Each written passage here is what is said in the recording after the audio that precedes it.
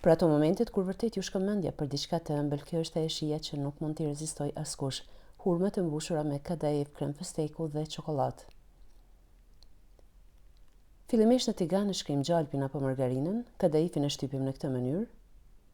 E kalojmë në tigan, e skuqim për disa minuta në temperaturë të ulët derisa të marrë ngjyrë të artë, pastaj e bluajmë në blender pasi të ftohet.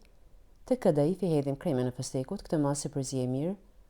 Hurmat i hapim në këtë mënyrë, ju largojmë bërthamen, pastaj e bëjmë mbushjen me një lugë të vogël.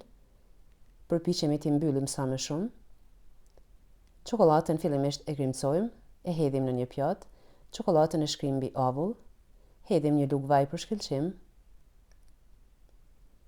Pastaj hurmat i kalojmë në çokoladë të shkrirë. Pasi të forcohen pak, sipër hedhim krem fësteku. Kjo ishte receta për sot, nuk ju merr më shumë se 10 minuta kohë në përgatitje. Mos hezitoni ta provoni.